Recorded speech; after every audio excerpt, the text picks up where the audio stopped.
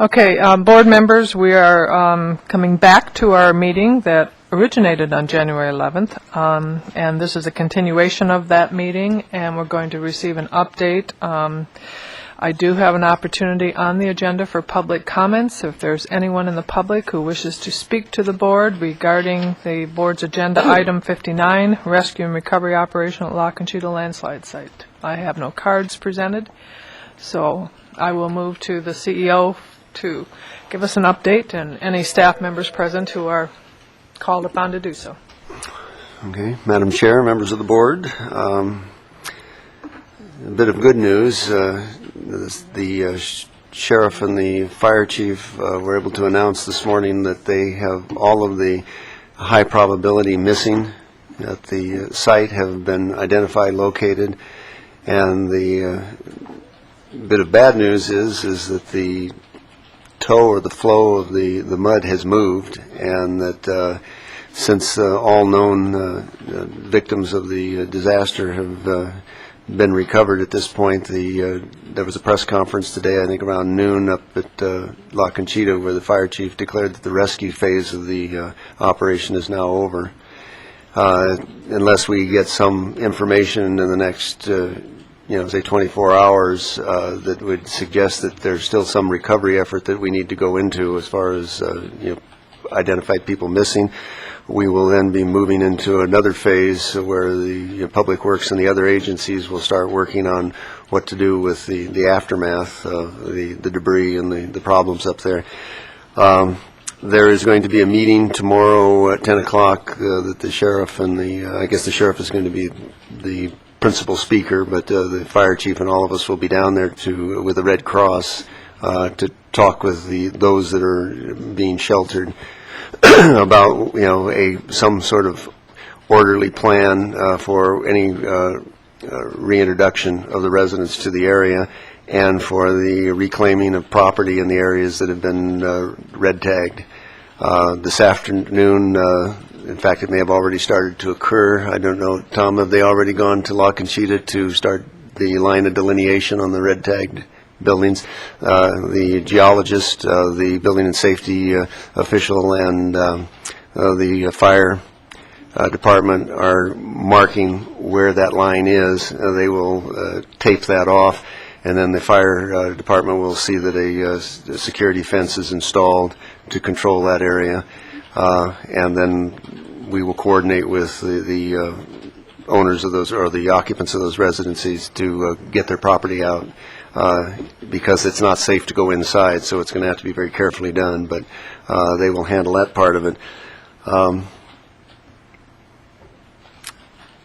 I guess that's kind of where we are right now. Tomorrow I would expect to be at that meeting to talk to the homeowners and give them, or not homeowners, but the residents of the La Conchita that are at the shelter, and to work with the sheriff on advising them of what they might expect. We know that Caltrans is planning to reopen Highway 101. I don't know if it's an official time yet, but we expect by the weekend that something will be done in that regard.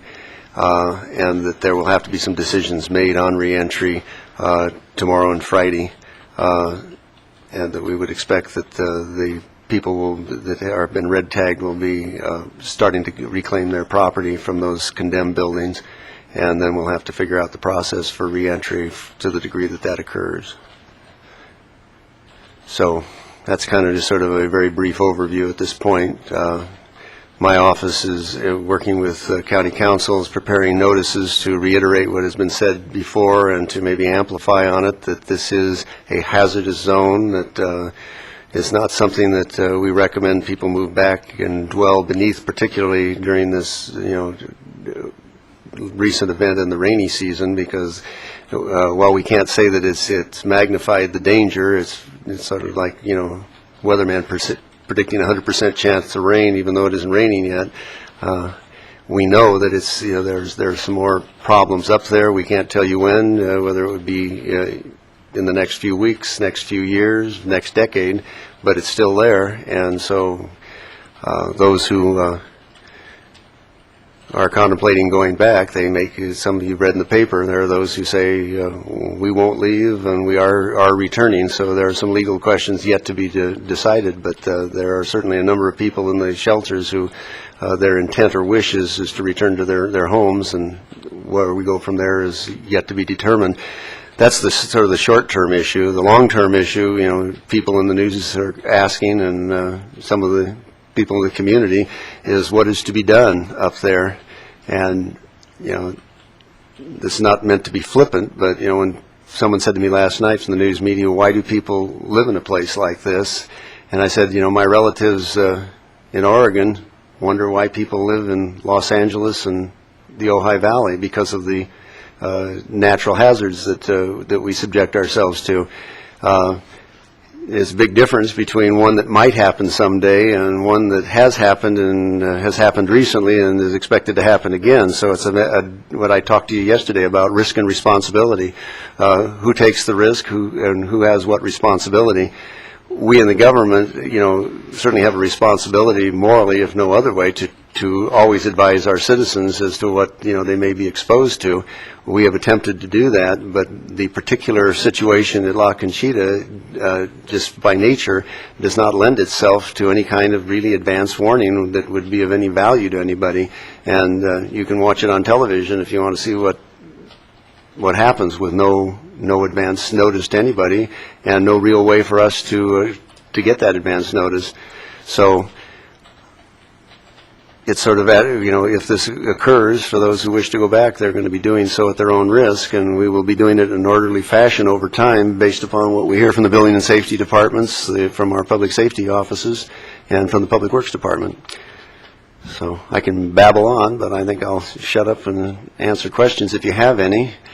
If not, you might want to meet again in the morning to, after having a chance to contemplate where we are now in the process, as to what instruction you want to give me, because things will start to move reasonably quickly now in the next few days. Questions? Yeah, I'm trying to digest all this process. I think you've indicated that your staff's analysis said there's still some legal issues, but you've indicated quite a bit about, you made quite a few comments about if people want to take that risk, it's not something we're going to recommend, et cetera. I guess as before we get into the weekend and the road gets opened and things are going to move fast, is that are we, you know, we're going to meet tomorrow morning. Do we have, I think I don't know whether we've really, you know, indicated, is staff ready to make a recommendation then in terms of I'll be ready in the morning to make a recommendation. In terms of the policy with regard to that. Okay. All right. What time are we contemplating meeting? 7 a.m.? No. That's fine if we can be out by 9. Just to irritate the East County. I'd much rather meet at 7 than at 9. And 10 would be wonderful. I have a long-awaited physician's appointment that took me 6 weeks to get, so 10 o'clock would be wonderful. But I will cancel it. The thought would be to 8:31. try and meet prior to the residents' meeting, so if the Which board is at? 10 o'clock. So if we could meet, say, at 8 o'clock, That would be good. if that would work, I knew I was going to have to cancel that to see if appointment. there are any policy questions. Carol, I hope you're listening. Other direction for the board to give our CEO and the department heads. I have one question on the utilities component. We were out there yesterday, and I saw numerous Edison trucks. I would hope in the analysis that there's been as thorough an analysis of the entire community for gas lines, electric lines, all of that, too, before we agree for reentry. That's one of the legal constraints, that the utility companies have certain obligations that they have to be sure that they've satisfied. The building officials have to, you know, make certain, you know, findings. basically we put this in the hands of the utility companies that they're obviously not to turn them on before that it's safe, and that we want them to be sure they do it right, and then it's certainly in their best interest to do it right. So I think those things will take care of themselves, and then it's a matter of timing when those things are restored. But just like the highway being opened up, the things will move fairly quickly in the next 3 days, and so if there are any other decisions to be made other than what the current laws require, then I need to know that. Oh, just a question on, and I'm sure all of this will be answered tomorrow, so I'm not looking for an answer right now. But water and sanitation, and what was the damage, and has it been repaired, and is there a way to assess? I would assume that would be part of the habitable determination. And the other question that I have is that the area, and once the residents are back there, has been pretty protected by the closed 101. With the closure at Ventura and at Santa Barbara, the looky-loos, other than the press or anyone who's legally allowed there, has been kept at bay. And so I'd like to hear some sort of plan, if there is any, or if we can even have one, on what is going to happen up there, because I have a feeling that press members who couldn't get press passes, and certainly the public in its extreme wild curiosity, will probably try to get up there and look. Now, if they're just driving by, that's one thing, but it's not going to be a good thing to have a bunch of public up there that are not residents, because even if the red tagged areas are marked off, there's still mess and instability, and plus privacy of the residents, et cetera, which is one of those things we can't control. That whole privacy thing is a real touchy one. But just some comment from staff and from the public safety people, if at all anything is going to be done. Supervisor Michaels, just for your benefit, the residents asked that very question today at the public meeting, and the Sheriff's Department indicated that for the first few days after they open up the freeway, they will actually have sheriff representatives there so that people can drive by, but they can't go into the neighborhoods, and they will restrict going into the neighborhoods only to residents. Residents only? Okay. That's fine. I just have this vision of... We had an extensive conversation this morning with the sheriff present and Public Works Department, and to explore what authority we have, including the use of public roads and the restriction of the use on public roads. I think we kind of concluded what the sheriff must have said at the meeting you were attending, that certainly in the initial stages that it's still a law enforcement problem, and that they will do their part in seeing that's looked after. It's sort of a sad thing, a sad commentary in my view, to think that things like this become tourist attractions, but the reality is they become, at least I can recall when I was dealing with the O.J. Simpson trial, having somebody who was up in a convertible car that they'd rented at the airport at 8 o'clock in the morning, and it was obviously somebody's date who flew in, and they said, "Where's the criminal courts building? We want to go see the OJ." And I said, well, first of all, you aren't going to get in, but two, it's about 2 blocks over.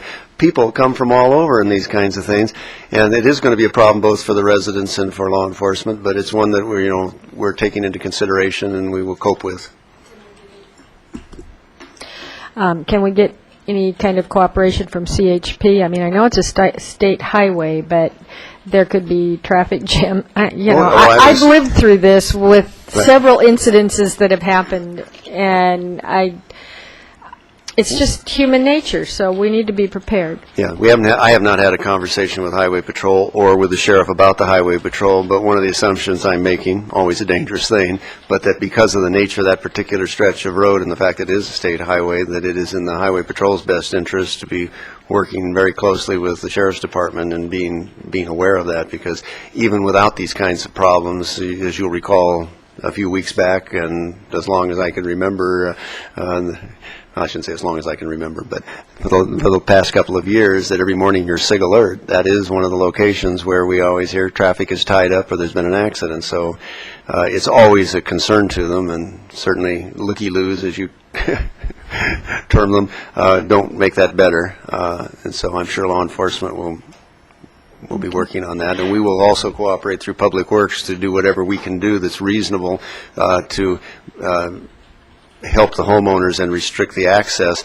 But, you know, just like in this building, for security reasons, you want to lock the perimeter, but for fire escape reasons, you want to have it wide open to get the people out. And the same thing is true with ingress and egress on public roads. So, we do have a need to have, obviously, public safety vehicles up in that area, as we do in any neighborhood. And so putting up gates and that sort of thing is problematic, and I don't... Well, I wasn't thinking in terms of gates. I was quite frankly thinking in terms of what can we enforce, what should we, but the reality is something will happen, and there will be, at least the first couple of days, probably a problem up there with people and congestion and parking where they shouldn't and trying to get into an area where they really have no business, but that doesn't seem to dawn on people. And so if somebody could just maybe brief us tomorrow on the actions they think will be necessary. Okay. I think we may want to, tomorrow, when at the public meeting, we should have a lot of press there, but tomorrow during the day, we probably should, whenever we're announcing the road opening, we should probably include a request that the press pass on our plea that the public not do that this community has been traumatized enough already and doesn't need a bunch of looky-loos coming through, you know, wanting to look at the horrors that they've just experienced. So hopefully the press may be able to help us with that. Supervisor Parks. It seems like from the tone of the discussion that the county is supportive of the residents returning where they can and at La Conchita, and I'm wondering about what options are out there. And so tomorrow when we discuss this, you know, if we're looking at already part of the slide is shifting what you have there, do we have, is it as, questions I have are is it as stable in other parts of the hillside that is sufficient enough that we shouldn't be concerned about the rest of La Conchita? Are we only looking at this one area? And to me, obviously, this is all information we need from the geologists, but I think we have some responsibility to make sure that we don't endanger people. Well, I would, if my comments were interpreted as being supportive of people going back there, that is not correct. I am recommending that they not go back there, but the laws as they're currently written and the practicality of the situation we're faced with people who wish to return to their own private property is leading us in the direction that they will have that as a choice in all likelihood, unless there is some emergency power or something that your board wishes to exercise. And that's specifically what my question is. I want to know what our options are. And if I don't know what the laws are regarding this. You know, if there are laws that say there's nothing that we can do to prohibit it, you know, I want to know that information. Supervisor Flynn. Thank you. I'm sorry to be late. We've got a big decision to make here. And that is the decision whether or not people should be allowed to move back into this area or not. And we haven't made that decision, but tomorrow morning I understand we'll begin talking about it. But the other day, yesterday when I was out there, I was looking at the area where the slide came from. And when you look at it for some time, you begin to think, you know, that thing could slide again. We don't know. It could do it right now. So we kind of, in my view, we have, at least I do, I'm sure others do, once you know that something might happen as a public elected person, then you get into the morality of the decision. And that's at the point where I am now. The morality of allowing people to get back into an area when you yourself would not go there, when you yourself have knowledge that that thing could slide again. We don't know when, but it could be right now. One of the things that struck me as I observed the area yesterday is the staging area. The reason the freeway, correct me if I'm wrong, the reason the freeway is closed is because the staging area is on the freeway. That's one. It was actually closed because of the mudslides earlier, across the freeway. But it's Currently, it is the could be staging open area. now. I mean, because that could be taken care of, and it looks like it was. But when you look at the staging area, it is on the freeway. And why is the staging area on the freeway? When if it weren't on the freeway, it'd be easy to open that freeway up today. That's the way I looked at it. So I began to wonder, why are we in this staging area? Why was this area chosen? And the only way I could come with an answer with that question that I raised in myself is because the public entities involved don't know when that thing is going to slide again. And so we're out there, we meaning the public entities, all of them that are there, L.A. County, L.A. City, Sheriff, Fire, et cetera, they're on that staging area. It's better to be there. There's also no location inside. I want to be made clear. I want to get my point out. So I would hope that we can deal with these issues tomorrow morning because they're tough issues. And it's going to be a tough decision to make. Supervisor Michaels. Yeah, I appreciate that Supervisor Flynn was making a point, and this is not the time for discussion. But the reality of the situation is that the reason the staging area is where it is because there was no other place to put it. Where they staged in 95 was where the current mudslide was at Bates Road. There was no way to stage anywhere else because of the mud, et cetera, and there was not the room to get the volume of vehicles in there. So I have to respectfully disagree with my colleague that there was any other reason for putting the vehicles there other than there was a whole bunch of cement available to put them on. And previously, when I spoke with the chief yesterday, he said that the staging area would be moved either back to Bates if it was cleared up, or it would be moved to the fairgrounds, and it would just be the issue of drive time and mobility to get stuff back and forth. And quite frankly, once the morbid part of this is over and the morbid curiosity goes away, there won't be the press vans, and there won't be the need for the mutual aid vehicles and all the stuff that is there, so it's going to be a much more easily contained thing. But I think probably our most prudent thing to do would be to not try and second guess anything until tomorrow when we can get the information and truly get into, and I'm understanding from the conversation today that there probably will be some debate over a lot of these issues, but I don't think we have right now enough information to get into conjecture or anything else. So I would hope we would wait till we have a full report back and then have those discussions. I'm sure they're going to happen. But the biggest point is, in my mind, is what are our legal authorities and powers, and I have a feeling that they're quite limited. So, but I don't know. So tomorrow we'll find out. That's why this is such a big question. But we can't, and I raised the points this morning, simply raised the points. I have no answers either in my mind. But you can talk about the legal, but when you have the moral to consider, you have to consider both. And we will get information from geologists, right? I would recommend we get a status as much as they can tell us, Yes. the current conditions tomorrow.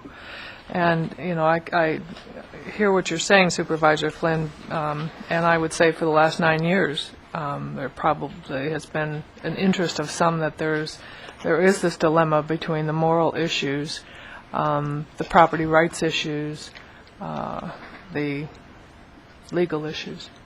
There has been that dilemma. Other questions or direction for staff? We're proposing to meet tomorrow morning, Supervisor Flynn, at 8 o'clock because there will be a community meeting at 10. And hopefully that'll be the purpose of an update, so we'll know what will be said to the community at 10 o'clock. That's what I Right. hope is a basic thing. I don't want to have people feel like there's the community anything members else, have enough right. to do. All right, great, thank you. Anything else then? Okay. We have, no. Marty? I just have one minor thing that I wanted to share. Well, maybe it might not be minor.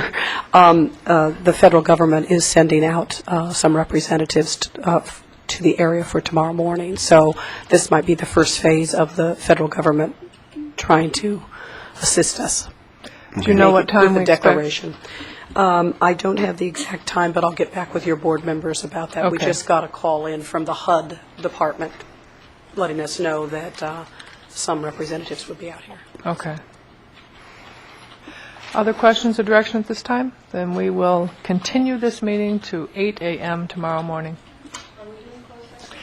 No, I don't believe we have. Was there? Madam Chair, Yes, you sir. should ask for a motion to adjourn to 8 a.m. So moved. on the 14th.